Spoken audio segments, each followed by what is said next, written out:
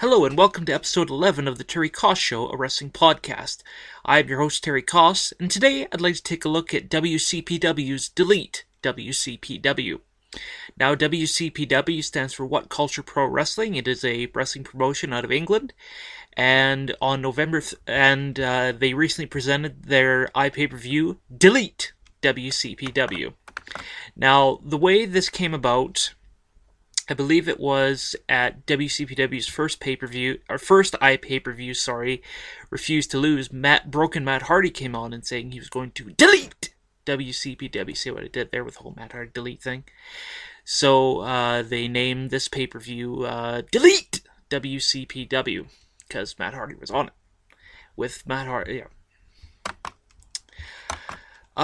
This took place on November 30th from the Harvey Haddon Sports Village in Nottingham, England. We had former British heavyweight champion Alex Shane and Dave Bradshaw commentating. They usually commentate on the Loaded shows. As you saw on my Facebook page, I circled all the people. I put the whole match card down, and I circled who I thought was going to be the winners. So let's see how I did. Our first match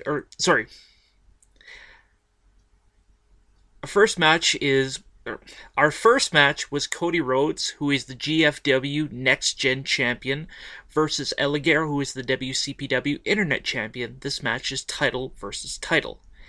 The opening video is shown as El Ligero wins,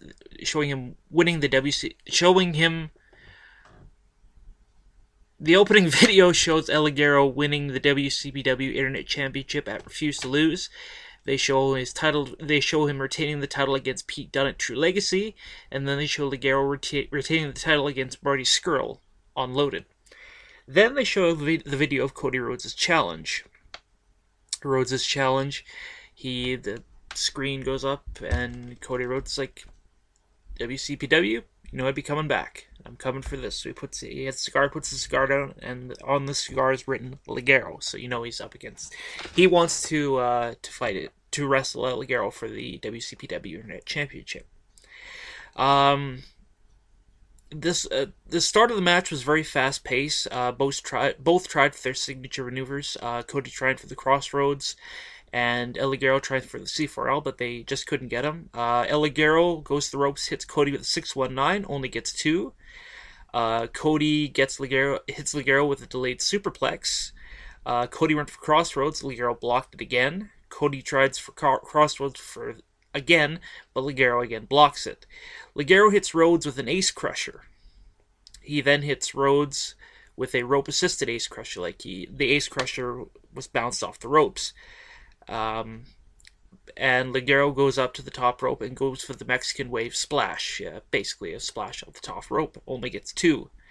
Rhodes then gets Ligero in a figure 4, but El Ligero is able to reach the ropes.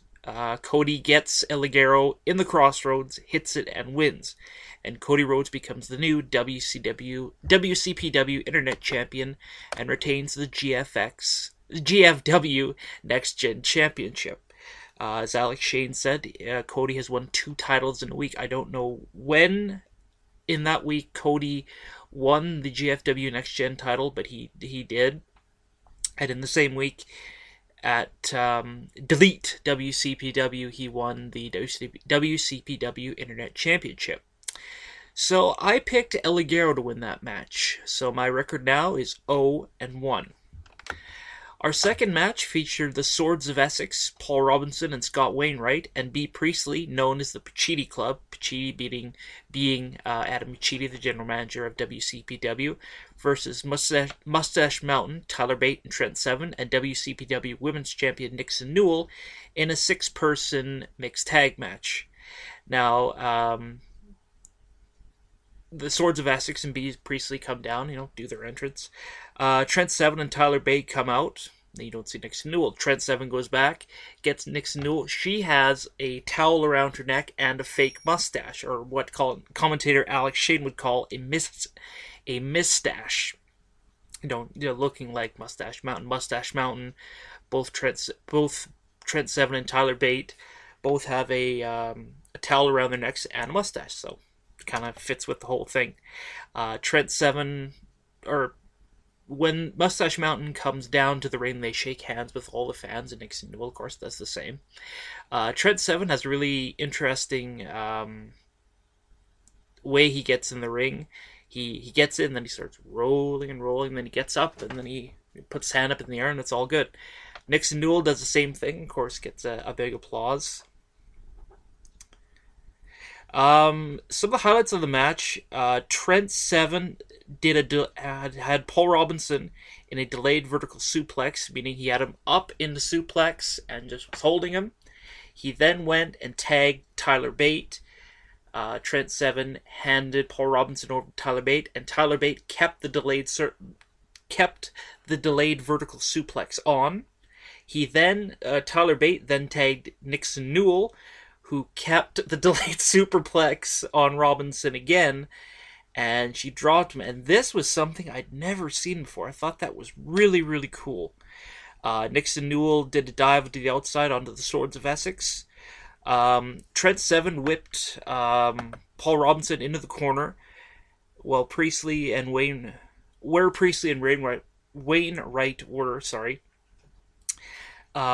He tries to whip him in. Robinson stops, but he's hit by Trent Seven.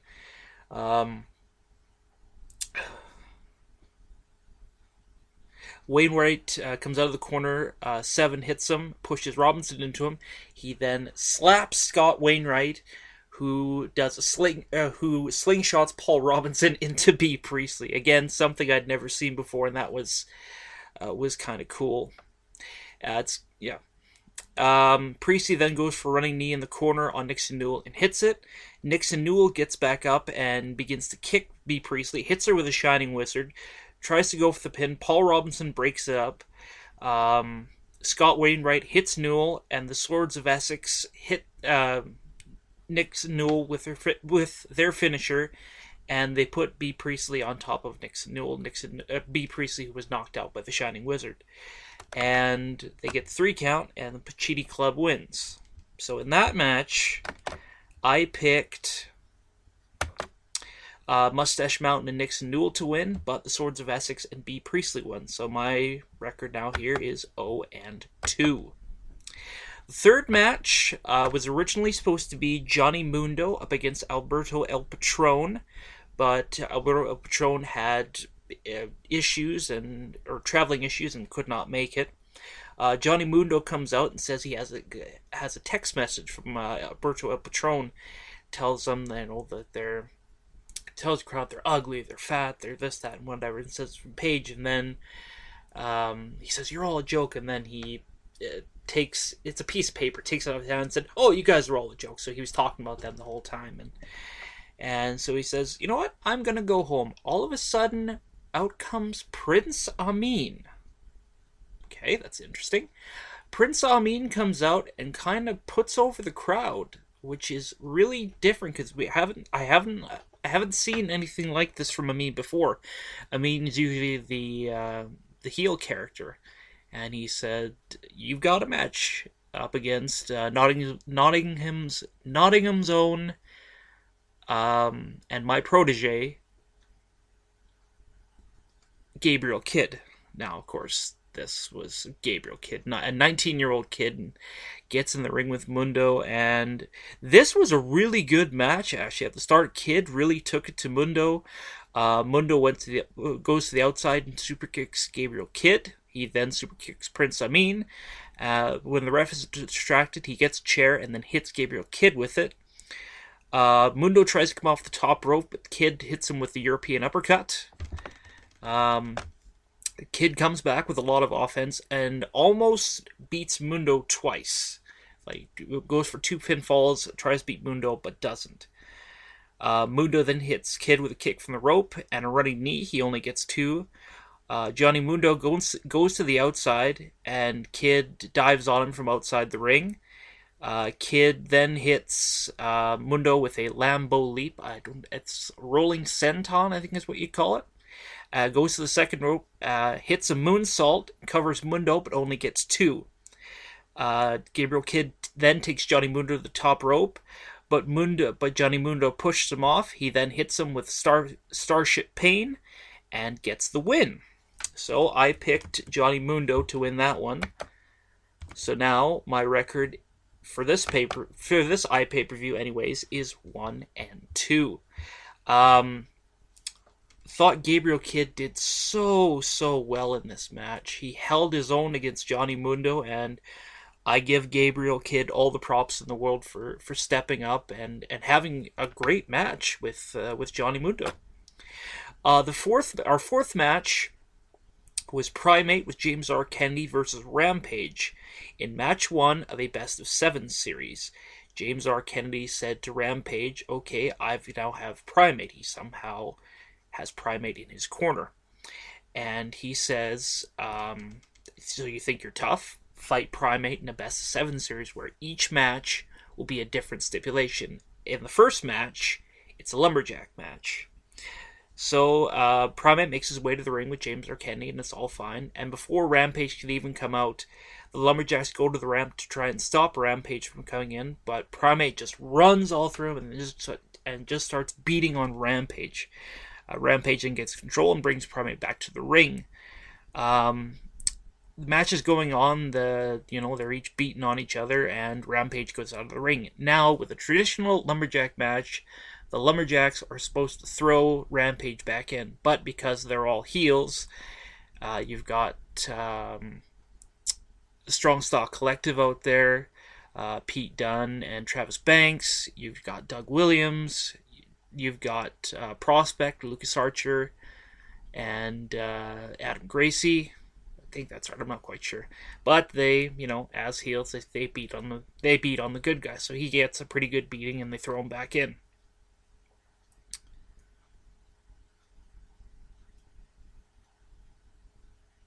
Rampage then gets thrown to the outside, and the Lumberjacks try to beat on him. Rampage gets thrown out again, and the Lumberjacks beat on him. And you see Primate go to the top rope. Rampage is able to stop him, picks him up, and throws him onto the Lumberjacks, basically taking them out of the match. Rampage gets Primate back in the ring and hits him with a pile driver. Goes to cover him, but the Lumberjacks start to dogpile him, and of course that goes to it. And of course, they get involved. Rampage takes out every one of them. Takes out Prospect, takes out the Strong Style Collective, and you're like, okay, Rampage is getting going. He's going to win this one. But then he gets caught by Primate. Primate jumps on his back and gets him in kind of a chokehold. And he's fading, and he gets him down, and he grapevines the legs around Rampage. Rampage is unable to continue, passes out, so Primate wins the match, and wins match 1 in the best of 7 series. I had originally picked Rampage to win that one, so Primate won, Rampage lost, and so my record now is 1-3. Hopefully it'll get better during the night. We will see. Our fifth match was Bully Ray with Adam Pacitti versus Broken Matt Hardy. Now, the way it had been going, I hadn't seen the promo part before, but apparently Broken Matt Hardy had been promising to delete WCPW, and Adam Pacitti wasn't having any of it, so he brought in a heavy hitter in Bully Ray. Great promos start of the match. Broken Matt Hardy, I can't say enough good about him. I've really gotten into him. I've really gotten into his character. He's done some of the best stuff he's done in a really long time. And then Adam Pacitti goes, "I'm tired of you making fun of me on Twitter or making fun of me on social media and threatening to delete WCPW. So I brought in this man." And he hands the mic to Bully Ray, and Bully Ray's just about to talk. Adam Pacitti goes rub his shoulders, and Bully's like, "Don't do that again." He said, "If you do that again, I will kick you in the balls so hard, and I'll give you 3 seconds to get out of here." So Pacitti runs to the back to avoid that. Really cool. Bully Ray comes to the ring in an old ECW t-shirt and says, "Let's make it a no disqualifications match." Broken Matt Hardy agrees, and here we go. They start to broken mat, chops Bully Ray, keeps going, delete, delete, delete, delete. And of course, the fans are getting behind him. Of course, Matt Hardy came out in his entrance and, was going, delete, delete, delete. And the fans are just behind him in this whole delete thing. And it's awesome. They both get chairs. They do the dueling chairs thing. They hit each other. The chairs hit each other. They both miss.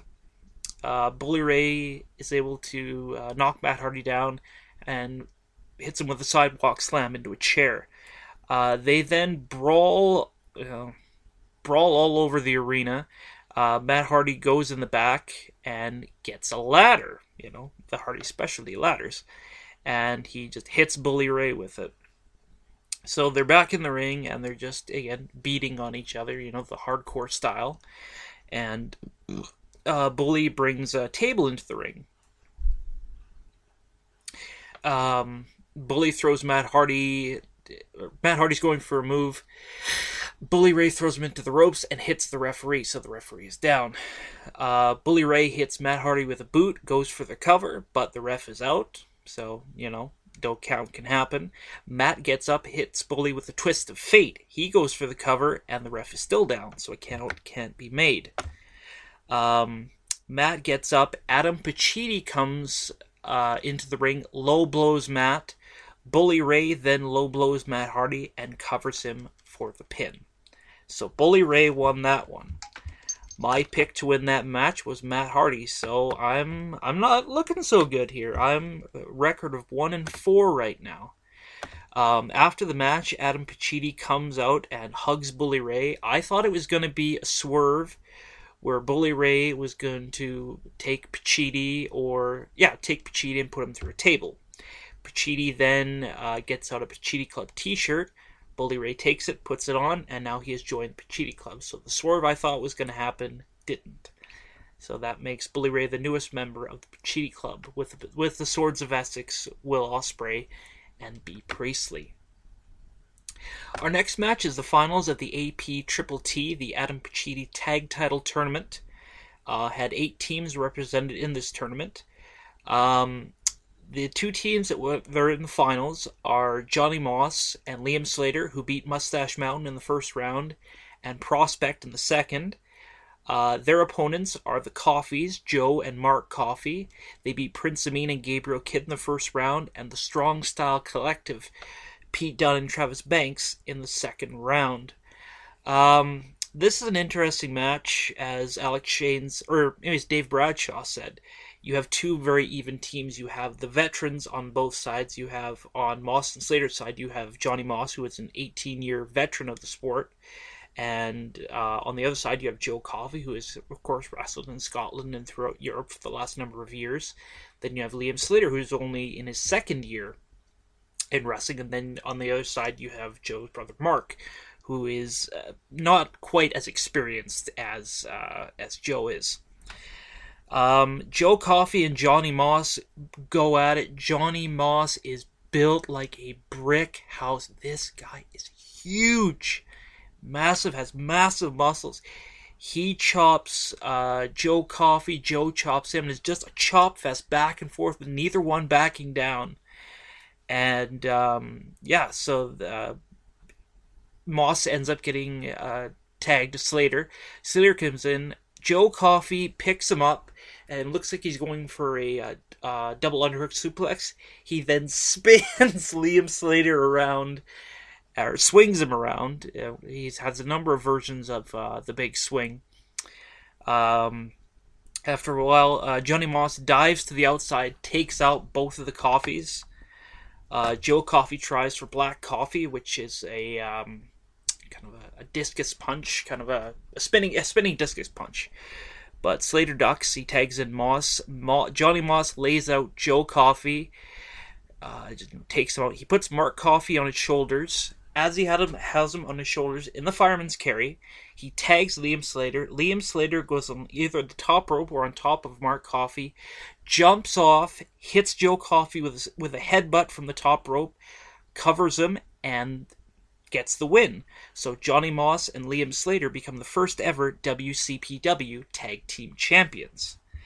Now, I had been watching this and the tournament, and I thought the Coffees were going to do it, Mark and Joe. But Johnny Moss and Liam Slater won, so now my record for the night is 1-5. Can I pick him or what? Our seventh match, really highly anticipated match, Will Ospreay, Martin Kirby 3. Now, in the first match, Martin Kirby surprised everyone by beating Will Ospreay, this being a big deal because Will Ospreay won the New Japan Pro Wrestling Best of the Super Juniors, which is a tournament held every year by New Japan Pro Wrestling to determine who is the best junior heavyweight in the world. Martin Kirby had been wrestling on the European scene for a while, and that one kind of really put him on the map.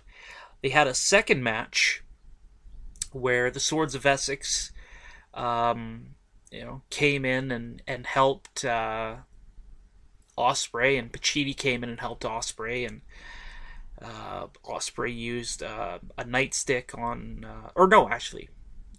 with a lot of interference, but the Swords of Essex and Adam Pacitti, Will Ospreay was able to defeat Martin Kirby and make it 1-1. So it was decided that they would go for the third match, the rubber match, in a 2 out of 3 falls match. Ospreay comes out, Kirby comes out, has the crowd behind him, has the glow sticks. I'm really starting to get behind Martin Kirby. I don't know what it is about him. He's got that kind of fighting spirit, that it's kind of like a guy that you just can't help but like. And he's a little bit of a smaller guy, but you always hope that he wins against the bigger guys. So the match goes on very quickly. In the match, Ospreay rolls up Kirby, gets his feet on the ropes, gets 3 count, and gains the first fall. Now, Stevie Aaron, the ring announcer, said at the start that between each fall would be a 30-second rest period. But of course, we do get the 30-minute rest period. We do get the first time. I'd just like to say right now to anyone that's listening, I apologize for the constant stuttering in this podcast. I will say this, to whoever's listening. The reason for this is I do have anxiety. I've had it for a number of years. I'm on a few different medications. The one medication I'm on, it tends to make me stutter if I talk too fast. So I do apologize, and that is the reason why you may hear many stutters in this podcast. So as we're going on, Kirby tries to jump to the outside, but is hit by Ospreay. Will Ospreay tries for the Os Cutter, which is basically, I think, an ace crusher from the ropes. But he gets put into a backslide by Kirby, which is how Kirby won the first match, but he only gets 2. Ospreay reverses Kirby into a backslide, only gets 2.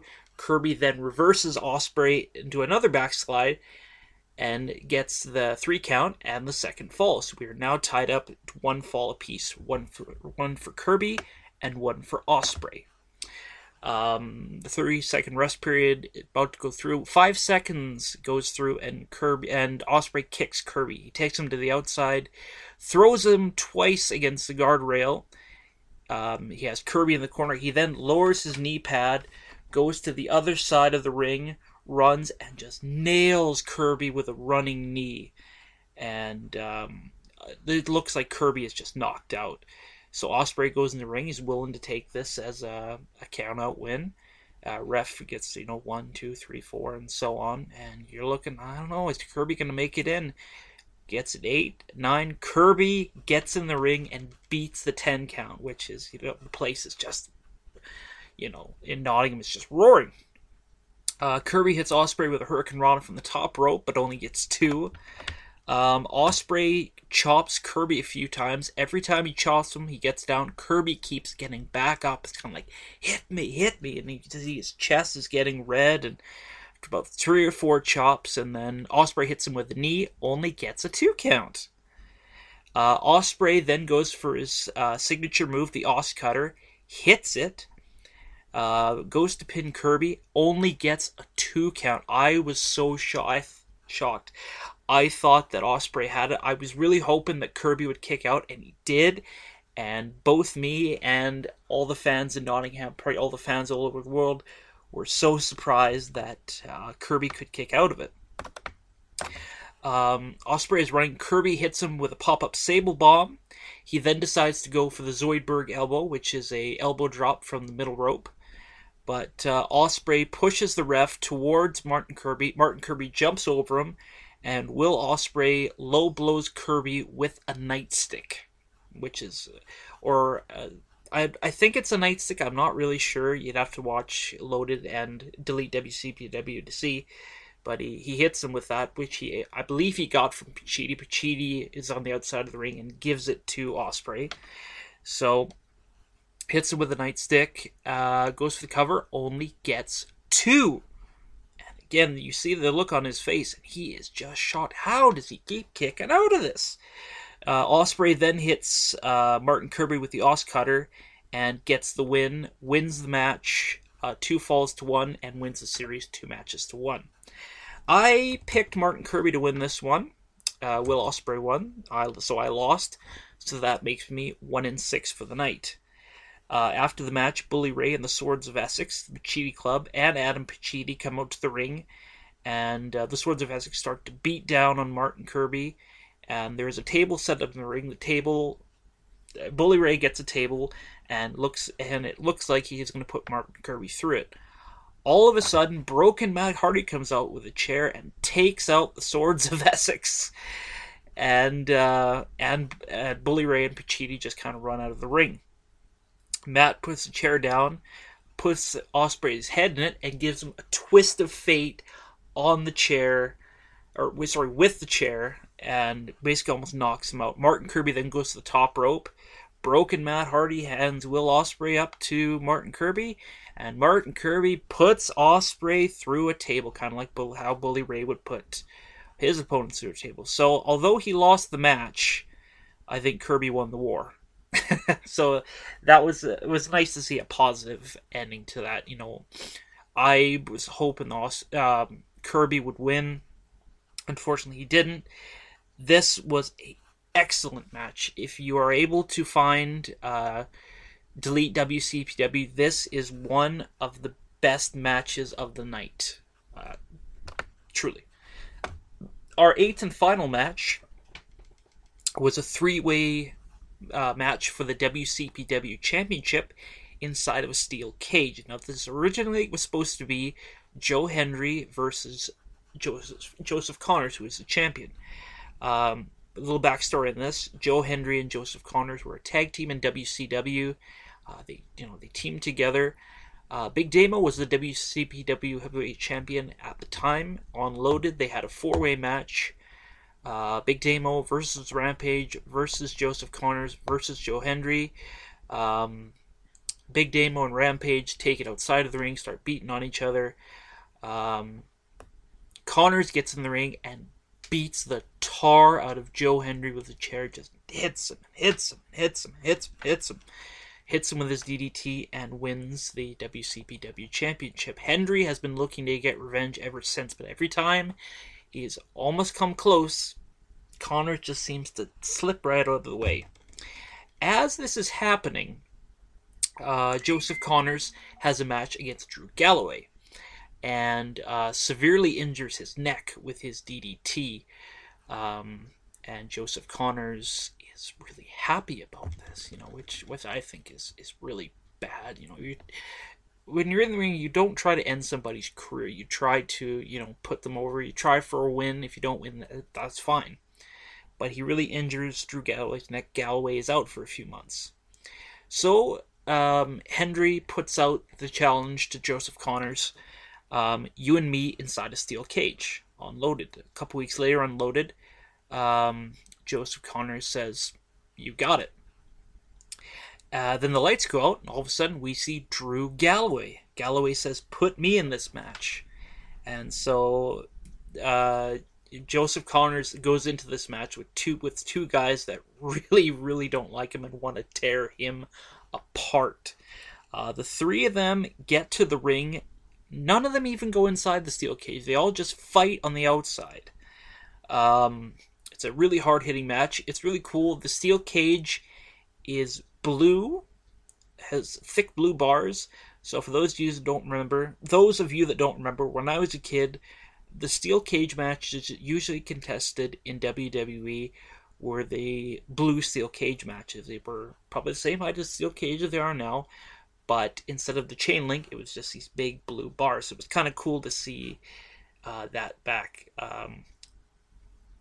Galloway and Connors fight all throughout the arena.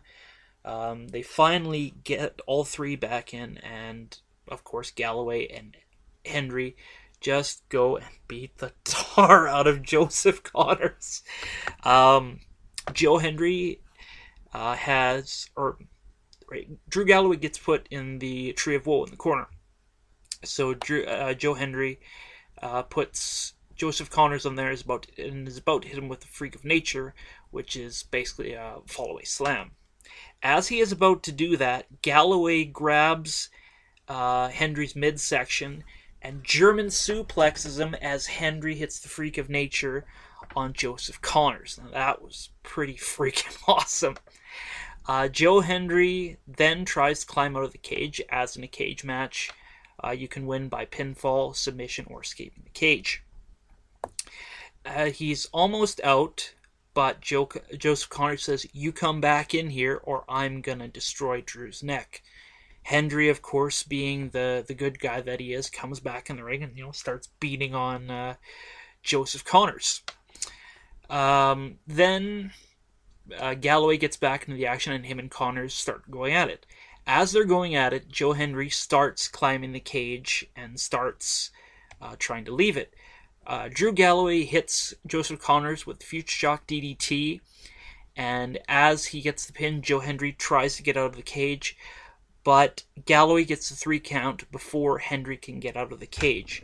So Drew Galloway wins and becomes the new WCPW champion.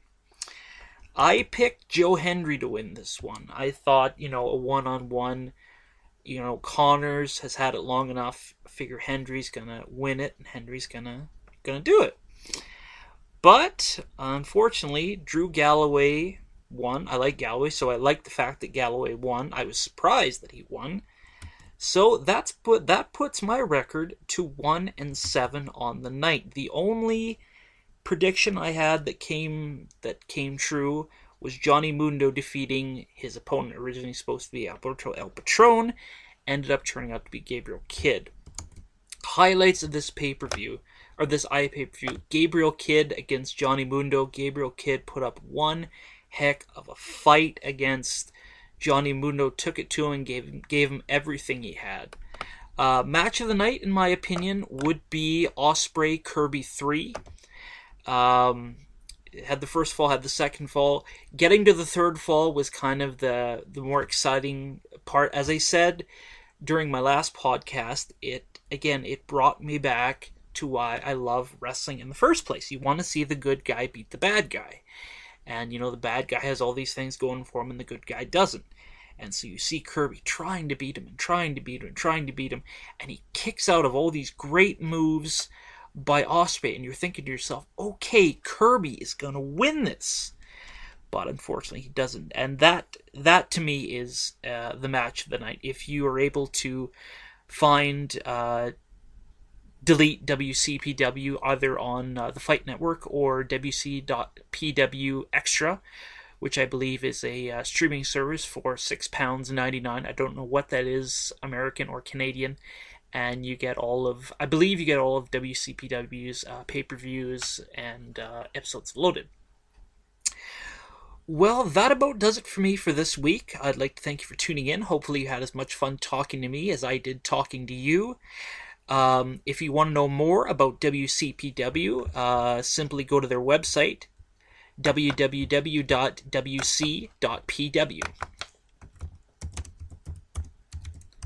And this gives you all the information on the promotion and... hold on 1 second.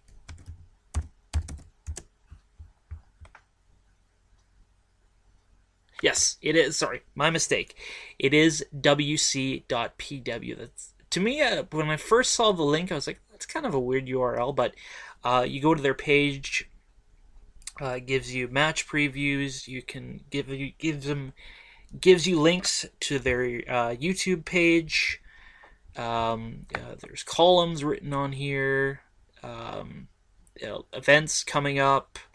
Biographies of every wrestler on the roster, and yeah, WCPW is really, to me, becoming one of my favorite promotions in well, maybe not only in England but in the world. They have such a good roster. They're able to bring in really big stars. And again, if you want to learn more about WCPW, please check them out at wc.pw. Be sure to follow me on Facebook at facebook.com/Terry Koss Show Podcast. I will put a link in the description below. Also, feel free to follow me on Twitter at Cheeto Koss. That's